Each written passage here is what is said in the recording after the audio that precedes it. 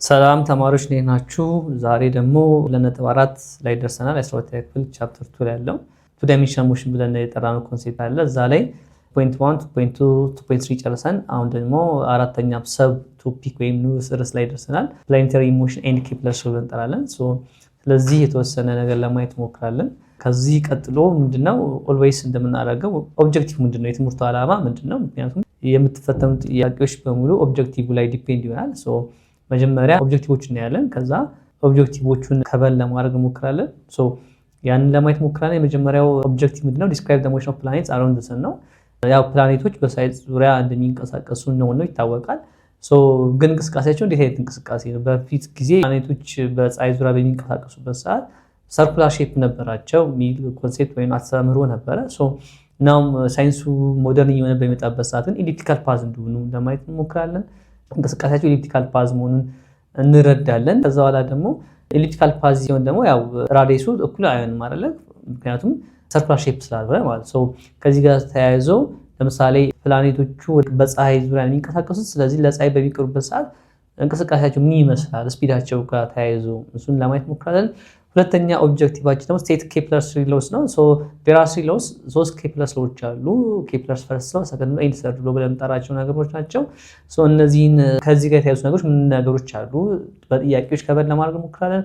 ሶስተኛ አፕላይ ኢኩዌሽን ቱ ሶልቭ ሪሌትድ ኦርቢታል ሞሽን ነው። ስለዚህ ስፔሻሊ ኬፕለርስ ሰርድ ሎ ላይ ያለ ሪሌሽንሺፕ አለ። ይሄ የፔሪድ እና የዲስታንስ ፍሮም ዘ ሰን አር ብለን እንጠራለን። በእነዛ መካከል ያሉትን ሪሌሽኖችን እንመልከትና ያ ማለት ሶስተኛው ሎ ምንድነው የሚለው ፔሪድ ስኩዌር ኢዝ ዳይሬክትሊ ፕሮፖርሽናል ቱ አር ኪዩብ ዲስታንስ ኪዩብድ ከዛ ጋር ፕሮፖርሽናል የሚል ኮንሴፕት አለ። ከዛ ጋር ተያይዞ የሚመጡ ጥያቄዎች አሉ። እነዛን ሶልቭ ለማድረግ እንሞክራለን።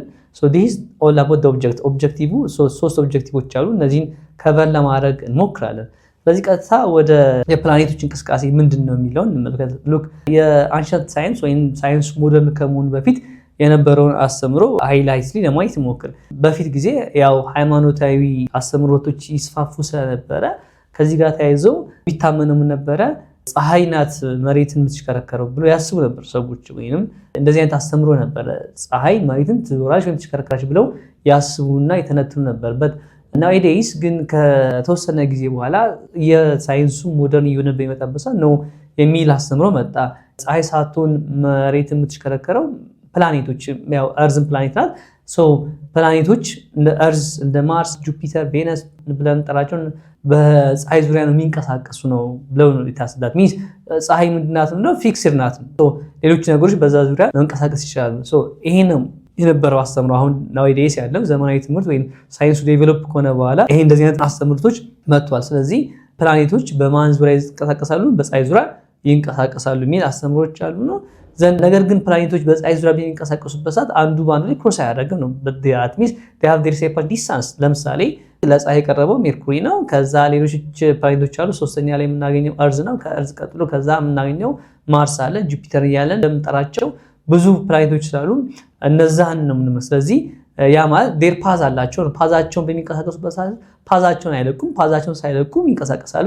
ሚንስ ያ ማለት ምንድነው? አንዱ ፕላኔት ማርስ ለምሳሌ ፕላኔት ማርስ ነው ከእርዝ ጋር ክሮስ አያደርግም ነው። ይሄ እንዳገኝ ሜርኩሪም በተመሳሳይ የእርዝ ላይ ገብቶ ሊሄድ አይችልም። ስለዚህ ይሄ እንደዚህ አስተምሮቶች አሉ ማለት ነው።